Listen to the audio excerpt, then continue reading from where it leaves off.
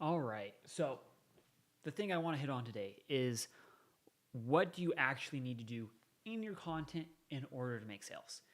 I have worked with clients that literally have 0 followers all the way up, our largest client right now across all platforms has like 5 million followers, subscribers, whatever you want to call it. Just insane. And the fact of the matter is you don't need followers, you don't need likes, you don't need comments. You barely even need views in order to get clients. Now, you can have followers, you can have comments, you can have subscribers, you can have all of that, you can have views and still not make sales. So, what do you actually need to do in order to take a view on social media, someone who sees you, who sees your content, sees who you are, and turn that into the sale? My wife, Ken Delaney, she developed the Converts framework. It's what we teach at Laney Media. And what it does is it walks you through the steps in order to post content that will turn someone into a sale. To walk you through, it's connecting with symptoms, overcoming objections, villains and differentiation, elevating your authority, results, targeting the 4 different buyer types, and speaking to knowledge gaps. If you do all of that, or at least some of it, right, that is what's going to take you and your content from not generating leads and sales into generating leads and sales. And I just want to go through this because it's literally so funny. I see comments all the time about like, oh, your stuff doesn't go viral. Why don't you get clients? Or why don't you? How could you have clients if you don't go viral? And it's just like, it's an ignorant comment from someone who doesn't understand the underlying workings of how people actually come to make purchasing decisions and honestly how online businesses run. And again, like, it's so funny because it doesn't really matter what type of content, and there's also like so many factors. And I see people commenting this on like our content, I see people commenting this on other people's content. You don't know primarily how they generate leads. You don't know if it's cold outbound, you don't know if it's ads, you don't know if it's organic, you don't know if it's referral. You have no idea. The other thing is you don't know if that's their main platform. For example, like, essentially we've put 0 effort into TikTok ever since the ban went into place. We just repurpose content over there. We don't make any content that's designed to go viral on TikTok whatsoever. Why? Because majority of our clients, even though we have clients worldwide, majority of our clients are located here in the US. Most of our sales reps are located here in the US. We don't want people, it wouldn't make sense for us if we're trying to go viral like in Australia, New Zealand, when we don't even have anyone that can consistently have time available. And, we still make sales and we still support them because we have varying group times. But like, that's not our current priority, right? Our target audience, again, when we talk about like our ideal client profile, our ICP, right, is someone located here in the US, right? Generally speaking. And again, we have clients all over the world. Just because you are located somewhere doesn't mean like you can't work with us. It's just, it's where we put our energy and effort into as a business, into marketing and sales, right? The other thing is it's just wild. The other thing is like comments, like, oh, no one comments on your videos. Well, okay, a video got 10,000 views. Who cares if anyone comments? People gave their time, their most valuable thing, into watching the video. Now, there are things you can do to like increase community, to build a community, to do all of that stuff. But at the end of the day, these algorithms, like, think about your own behavior on the platforms. I will scroll through content for like way too much time. I don't leave hardly any comments ever. And people think, though, that comments are an indicator of whether or not you get clients, even though that is not remotely true. Again, if you're connecting with people's systems, if you're narrating desired outcomes, if you're filling in those gaps, if you're proving that you can get people results, those are the things that are going to move people from not just not knowing who you are, but to being comfortable making a purchasing decision and actually working with you. The other thing is, at the end of the day, so like when you're posting content, really doesn't matter what platform. All of these algorithms, they're black boxes. We don't know why they decide to push certain pieces of content and not others. Beyond the fact that like, oh, the audience, whoever's watching it, really likes it. That's like the base core value.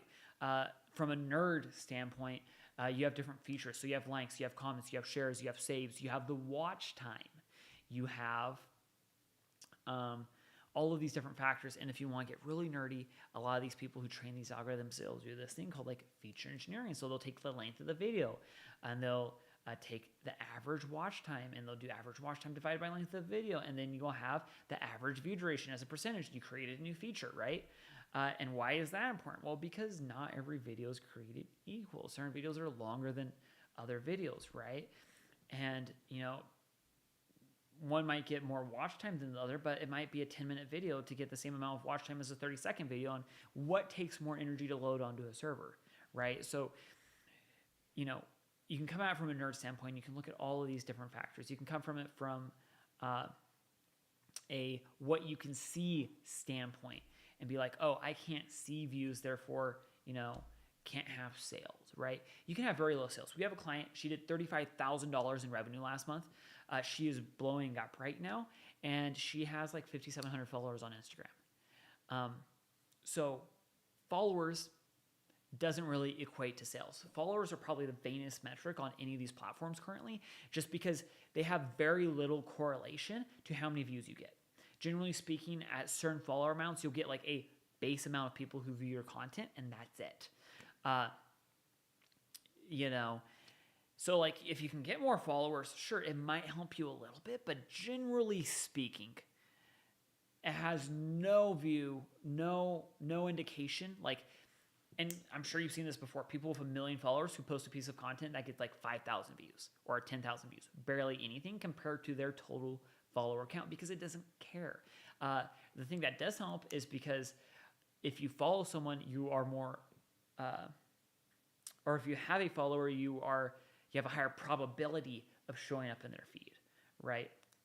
And that's why, it doesn't get 0 views. So there is a bonus. There is still there is an advantage to being the big kid on the block versus like you can have a new account, post a banger video, and it will get 1 million, 5 million, 10 million views.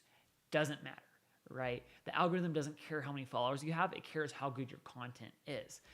It's just your baseline will rise as you get more followers. And that's like the only difference, right? And as far as like likes go, again, watch your own behavior. Like, are you going through, are you liking every video? No, how many videos are you actually liking? So you see a video that has like, again, let's say 1,000 likes on a 10,000 view video, that's like a 10% engagement. That's actually really, really good.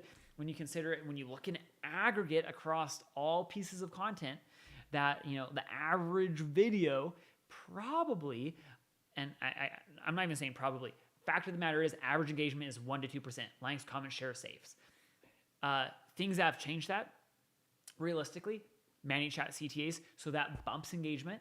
And then there are certain industries. So like if you are a video editor and you sell sound packages and you put all the different sounds next to each other on a reel and say, save this for later to use it, and people save it and download it and use those sounds, well, guess what? That is going to disproportionately affect your number of saves, right? So there's certain things that really will affect certain types of engagement, right? Comments, shares, saves, stuff like that. But at the end of the day, when you look at aggregate at everything, again, when you're not engineering for those things, you're going to see 1 to 2% engagement across the board, just generally speaking. It's just what it is, right? And the thing that people disproportionately misunderstand is they'll see a video that has like 10,000 likes, but it has like 2 million views, and that's like a 0.5% engagement, right? And a few thousand comments. But people see the few thousand and the 10K likes and they're like, wow, this video has tons of engagement. And then they'll compare it to a video that got, let's say, 5,000 likes or 5,000 views, but has like 100 or 200 likes. So it's, like 20, 30% engagement, right? Insane. But people only see a couple hundred likes and they're like, no one likes your videos, no one comments on your videos, even though the engagement rate is much higher. And as business owners, as creators, you can get really put off by all of that. You can think you're doing everything right, and then when you see comments like that, you're like, yeah, I am a loser because I don't have XYZ. But the reality of the matter is no one cares about that. You can't take comments, you can't take likes, you can't deposit them in your bank account. And even, again, most of the time, smaller accounts have higher rates of engagement anyways. And you also, depending on your business, depending on your niche, you might be going for a very small target market.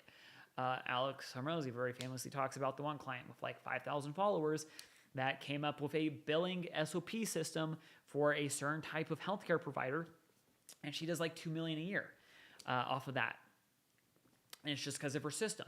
Again, when you're looking at like who's actually buying your product, and if you're like going like B2B, it's going to be you're going to have a much smaller sliver of people you're looking to do business with than if you're doing B2C, where it's a much wider range. Like, for example, tennis shoes. Almost everyone owns a pair of tennis shoes, right? Super wide market, but it's also super like oversaturated, and that has like whole different issues. But when we're talking about content, like people who are interested in buying a pair of tennis shoes, it's going to be a lot different than if you're like Speedland, this really cool new company that's making trail running and road shoes and mixed shoes with really cool bow systems. If they come out and are trying to market a brand new ultra running shoe that's designed for people who race 200 plus miles, like in the Cocodona 250 or the Arizona Monster 300, right?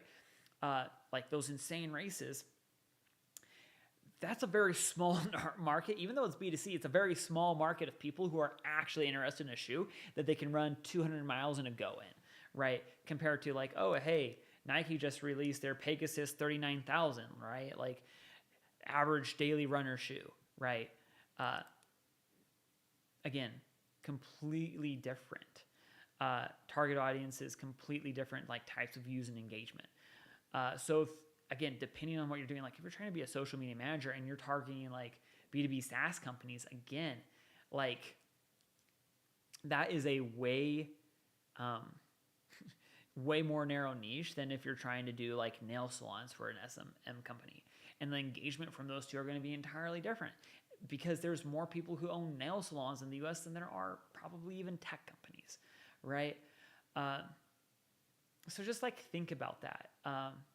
And acknowledge that like whatever niche you're in, your views, like again, views and traffic, like those engagement rates matter more than anything else. Like people who go from viewing your content to viewing your profile to viewing your link in bio, right? Because that's your social funnel.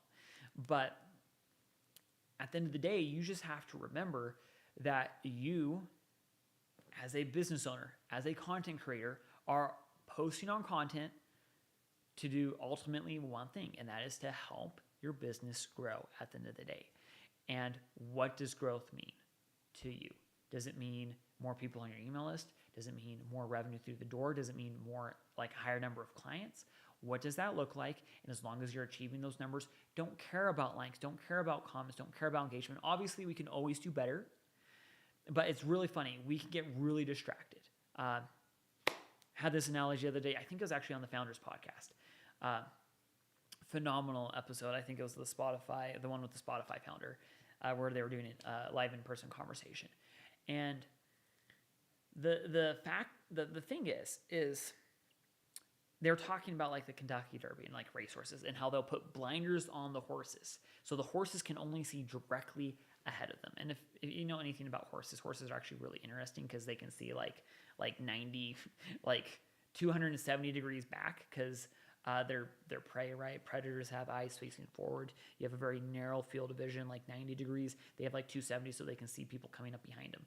So they put these blinders on so they can only see like right in front of them.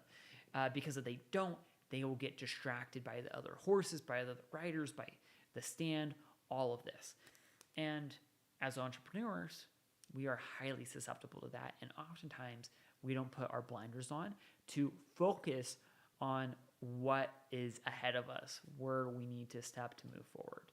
So if you guys got any value from this video whatsoever, please hit that like button, subscribe to the channel. I try and make as much content like this as possible to help you and other entrepreneurs just like you grow their businesses. And if you're interested in working with us and learning more about the Converts framework, how it can lead to more sales and more business growth from your social media, feel free to hit that link down below and talk with our team. And I hope you have a great day.